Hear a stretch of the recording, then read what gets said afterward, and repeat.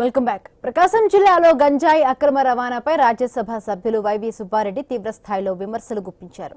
రాష్ట్రంలో ఎక్కడ చూసినా గంజాయి దొరుకుతోందని, పోలీసుల కారులో గంజాయిని తరలించే పరిస్థితి ఉంటే ప్రభుత్వం ఏం చేస్తోందంటూ ప్రశ్నించారు.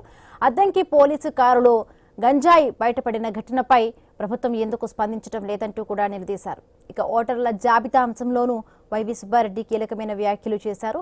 ఎస్ఐఆర్ ప్రక్రియ ద్వారా రాష్ట్రంలో 45 లక్షల ఓట్లు తొలగించినట్లుగా తెలుస్తోందని, మరొక 40 లక్షల ఓటర్లకు నోటీసులు ఇచ్చారంటూ తెలిపారు. ఈ వ్యవహారంలో పారదర్శకతపై ఎన్నికల అథారిటీకి తమ పార్టీ తరపున లేఖ రాసినట్టుగా తెలిపారు.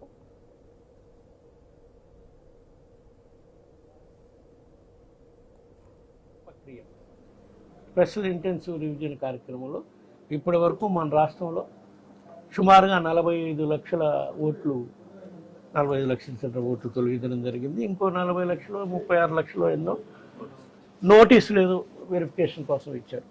దీని ప్రాసెస్ అంతా చట్ట ప్రకారం వాళ్ళ గైడ్ లైన్స్ ప్రకారం జరుగుతున్నాయా లేదా అనే దానిపై కొన్ని సంఘటనలు ఉదహరిస్తూ కూడా మా పార్టీ తరఫున ఎలక్షన్ కమిషన్కి లెటర్ పెట్టడం జరిగింది.